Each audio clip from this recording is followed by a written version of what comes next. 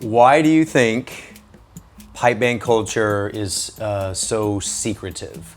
Where if we were talking about drum set and we're trying to communicate with other drum set drummers, no problem.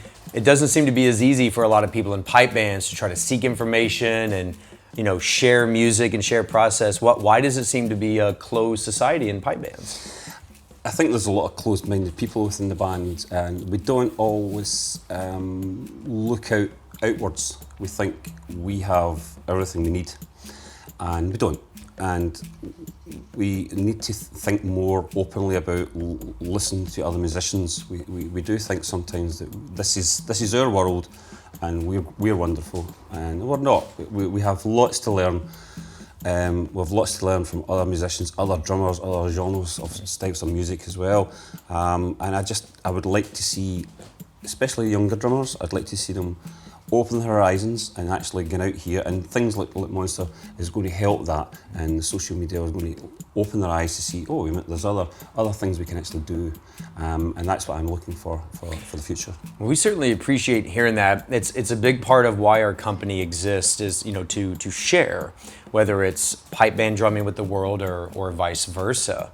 And we really appreciate a guy like you with your experience willing to share with us. And so let's go into that. Why haven't I ever met Allan Craig? Why have I never heard of you? Why don't you have books and CDs? I mean, in pipe band drumming specifically, why is it that this is just the first time you and I are meeting? It's a good question, because I've been around the circuit for a long time, and I've done a lot of things. Bit of a quiet man, I suppose. I quietly got on my business. I've done a lot of different things out with pipe bands, so I've been flitted sort of in and out pipe bands over a good period of time.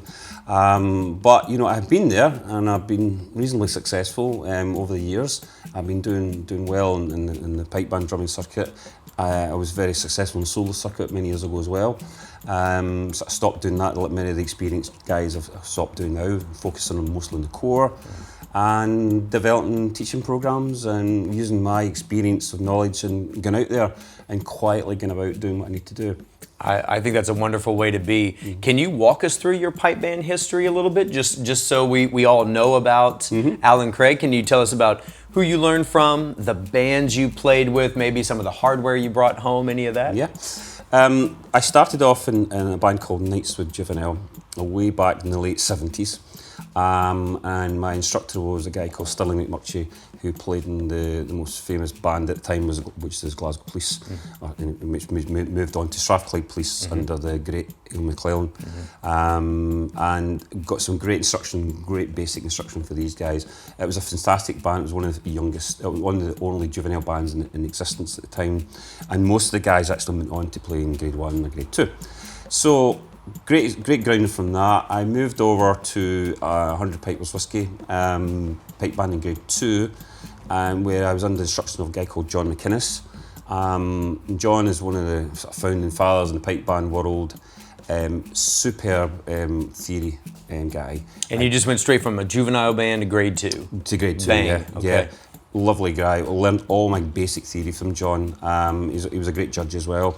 And then I set my sights on Grade 1, and I moved to, it was just changing from British Caledonia Airways Renfrew to Babcock Renfrew under the instruction of Joe Noble, who again was one of the most famous leading drummers in history.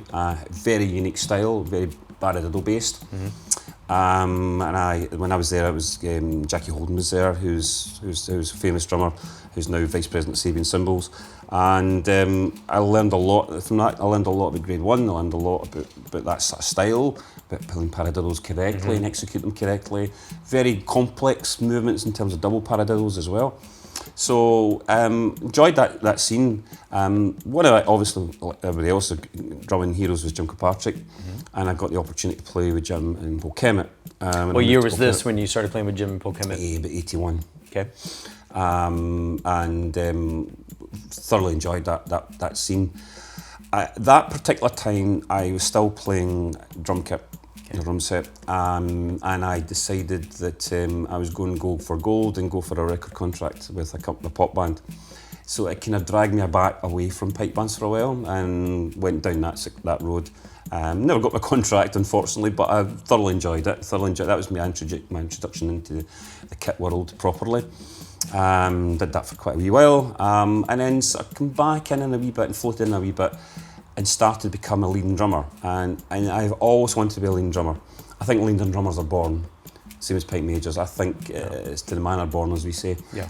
You either love it or you don't have anything to want to do with it. Agreed. Yeah. And it's a labour of love. Mm-hmm. But I got my first introduction into them. I think it was in Dumbarton actually, and I just learned. The key thing about this day and age is that, and a lot of kids are starting want to jump in right away to grade 2 or grade 1 and be a leading drummer. Mm-hmm. Doesn't work that way. Mm-hmm. All my peers, and include all the guys currently playing, the older guys in grade 1s, we've all been there. We're all through the mill. We've all learned our trade. We've understood what it is to lose as well as to win, and learn from losing, and learn from losing people, and learn from gaining people and experiencing that. So that's what I did. I learned my trade for quite a few years, and just sort of floated in between bands.